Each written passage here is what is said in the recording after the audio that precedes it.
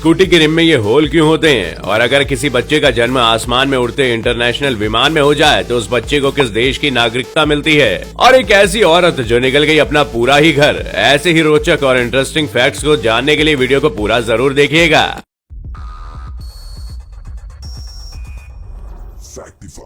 Facts on your face.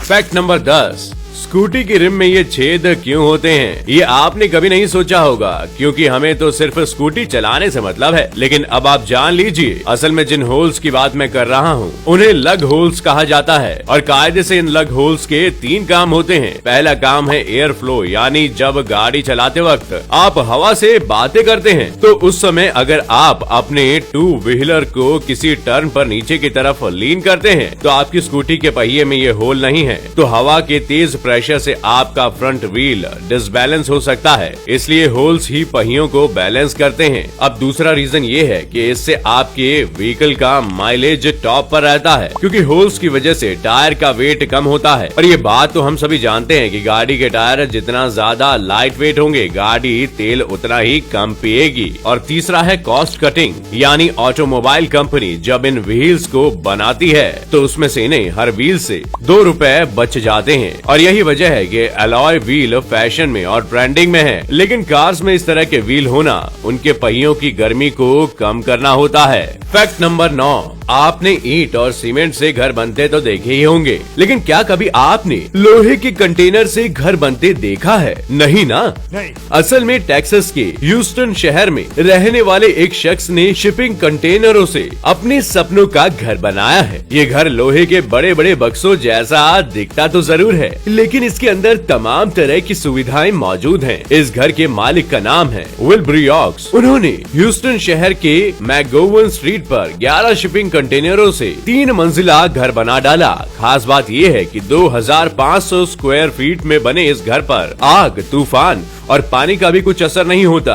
Will ने साल 2000 में इस तरह का अनोखा घर बनाने के बारे में सोचा था, लेकिन इसमें उन्हें काफी समय लगा। चूंकि वे सबसे अनोखा घर बनाना चाहते थे, इसलिए उन्होंने इसके लिए डिजाइनर भी ढूंढा, लेकिन अब उन्हें कोई डिजाइनर नहीं मिला। तो साल 2011 में उन्होंने खुद ही इस घर को बनाने का फैसला किया और खड़ा कर दिया अपने सपनों का आशियाना। दरअसल शिपिंग कंटेनर से घर बनाने के पीछे विल का मकसद था एक मजबूत घर बनाना जो सालों तक बिना किसी परेशानी के टिका रहे। फैक्ट नंबर 8, अक्सर लोग ऑफिस से घर जाने के बाद भी बॉस के फोन और मैसेज से परेशान रहते हैं। वही पिछले 2 सालों में कोरोना की वजह से वर्क फ्रॉम होम का प्रचलन काफी बढ़ा है, और ऐसे में इस बार वर्कलोड बढ़ने की शिकायतें भी काफी आ रही हैं। और इसी को देखते हुए पुर्तगाल ने एक ऐसा कानून बना दिया कि सारे एम्प्लॉय खुश हो गए। यहाँ सरकार ने सख्त कानून बना दिया कि ऑफिस खत्म होने के बाद बॉस का एम्प्लॉयज को फोन, मैसेज या ईमेल करना गैर कानूनी माना जाएगा। इतना ही नहीं, ऐसा करने पर बॉस को सजा भी मिलेगी। और तो और सभी एम्प्लॉयज के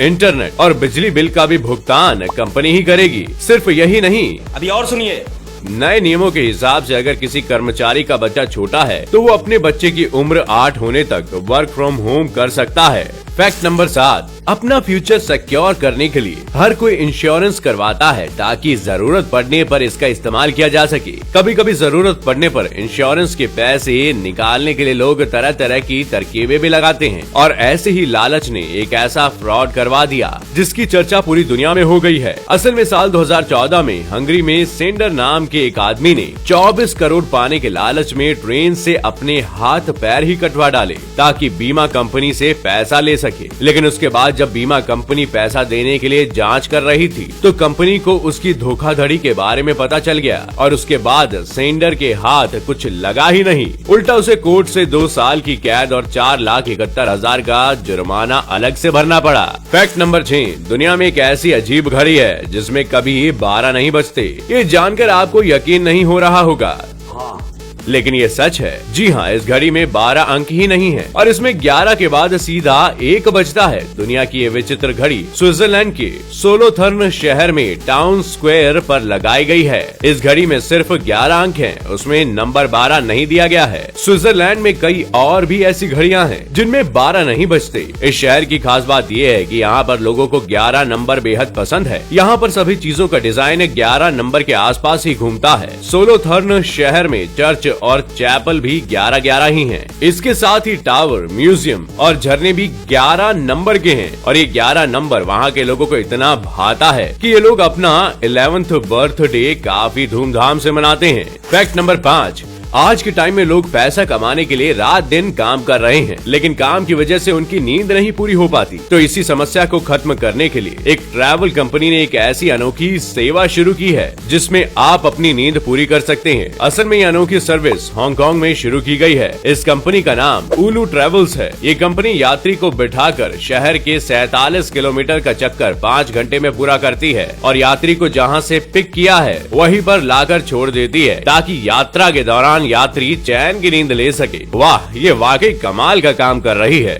फैक्ट नंबर 4, दुनिया में ऐसे कई अजीबोगरीब रहस्य हैं जिन पर से आज तक पर्दा नहीं उठ पाया और ऐसा ही एक भारत का रेलवे स्टेशन है जिसकी गुत्थी सुलझने के बजाय उलझती जा रही है, जहां जाने से सिर्फ लोग ही नहीं बल्कि प्रशासन की हवा भी टाइट होती है, जिसकी वजह से इस रेलवे स्टेशन पर सालों तक ट्रेनें भी नहीं रुका करती थी। असल में पश्चिम बंगाल के पुरुलिया जिले का बेगुनकोडोर रेलवे स्टेशन अपने आप में बेहद डरावना है, जिसकी वजह से इस स्टेशन को 42 साल के लिए बंद कर दिया गया था और इसके बाद यहाँ एक भी ट्रेन नहीं रुकी और जब ट्रेन यहाँ से गुजरती भी थी तो उसकी स्पीड का अता पता नहीं होता था। पर साल 2009 में एक बार फिर स्टेशन को खोल दिया गया, लेकिन शाम 5 बजे के बाद यहाँ कोई ट्रेन अलाउ नहीं है। अब इस बात में कितनी सच्चाई है इसके बारे में मैं कोई टिप्पणी नहीं करूंगा, बाकी आप क्या सोचते हैं ये कमेंट करके हमें जरूर बताइएगा। फैक्ट नंबर 3, भारतीय रेलवे को भारत की लाइफलाइन कहा जाता है क्योंकि एशिया का ये दूसरा सबसे बड़ा रेल नेटवर्क भी है। ट्रेनों में general, sleeper, third class AC, second class AC और फर्स्ट क्लास एसी की बोगियां लगाई जाती हैं और इसके अलावा कई ऐसी ट्रेन्स भी होती हैं